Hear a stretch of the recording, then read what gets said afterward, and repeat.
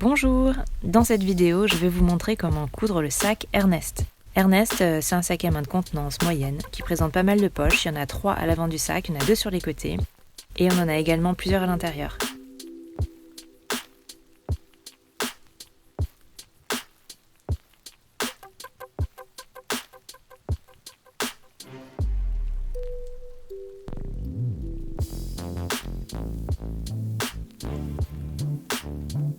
Je ne sais pas si vous avez pu le repérer, mais l'inspiration pour Ernest, ce sont ces sacs à outils que l'on va retrouver dans les magasins de bricolage. Pour coudre Ernest, il vous faudra un tissu épais et assez raide. J'ai choisi de la toile de bâche, c'est vraiment un de mes tissus préférés pour les sacs, je l'utilise tout le temps. C'est épais, c'est quali, c'est du coton, le tissage est serré et en plus c'est le même tissage sur l'endroit que sur l'envers du tissu. Je vais avoir besoin de ruban également. Ici, j'ai pris du ruban sergé en coton. Et enfin, nous avons un mousqueton et un anneau en dés. Alors, je vous montre les pièces du patron découpées. On a l'avant et l'arrière ici, du sac. Les poches avant ici. Ici, c'est les poches internes. Le dessous qui va former aussi les côtés. Et les poches latérales. Pour commencer, je vais prendre tous les panneaux de tissu qui constituent les poches. Je trace des lignes à 1 cm du bord au crayon bleu. Vous pouvez voir que j'ai tracé aussi les lignes de couture de la poche intérieure. Je colle du ruban adhésif de couture double face. Vous pouvez utiliser des épingles. Et je viens coller le ruban sergé par-dessus. Et je couds le ruban sergé. Et voilà ce que ça donne sur toutes les poches. On continue avec les poches et on va s'occuper des poches internes. Je place mes poches internes l'une sur l'autre. Et je les couds ensemble le long des bords dans la marge de couture. Ensuite, je vais coudre les coutures qui constituent les partitions entre les poches intérieures. Nous passons à la poche avant. Repérez bien l'écran sur le patron pour former les plis. Je passe un petit coup de fer. Grande cruche, je brûle mon tissu. Heureusement, ça se voit pas trop. Je couds les plis au niveau du bord inférieur dans la marge de couture et je mets de côté. On passe aux sangles. Pour les sangles, je vous recommande d'acheter de la sangle en coton ou en synthétique de 3,5 cm de large. Dans mon cas, je n'ai pas trouvé de sangle dont la couleur convenait avec mon tissu, alors je l'ai faite moi-même. Franchement, ça complique les choses. J'ai dû utiliser un cintre, beaucoup de dents pour retourner le tissu comme c'est assez épais. Voici mes sangles terminées et prêtes à l'emploi. Je prends ici les panneaux avant et arrière du sac. Vous allez avant toute chose marquer au fer le pli de l'ourlet qui sera cousu en toute fin de projet. Je trace aussi les lignes de position des sangles. Je commence par prendre la partie avant du sac. Je place mes poches avant sur l'avant. Je place ma sangle par-dessus. Et je couds la sangle sur les 2 couches de tissu. J'arrête ma couture quand je rencontre le pli de l'ourlet. Je couds également la poche à l'avant du sac le long des bords dans la marge de couture. Et maintenant, je prends la partie arrière et je couds la sangle dessus. Et encore une fois, prenez garde d'arrêter votre couture là où se trouve le pli de l'ourlet. Et voilà ce que ça donne. On va finir l'arrière en le cousant aux poches internes. Vous cousez le long des bords dans la marge de couture. Et voilà ce que ça donne.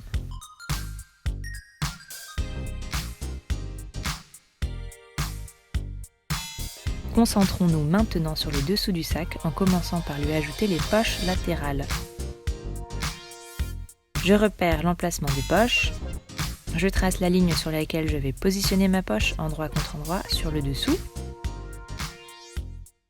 Je vais coudre ensuite le long de cette ligne à 1 cm de celle-ci.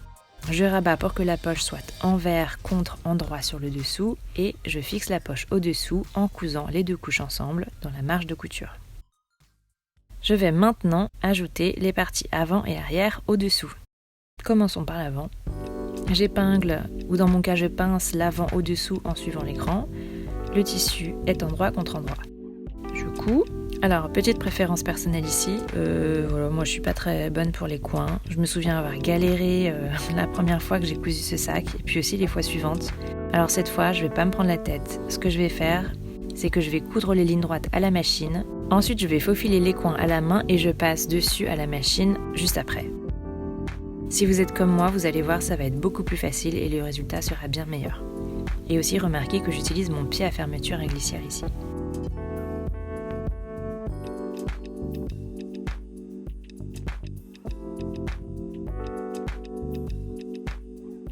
Puis vous ajoutez le derrière de la même manière,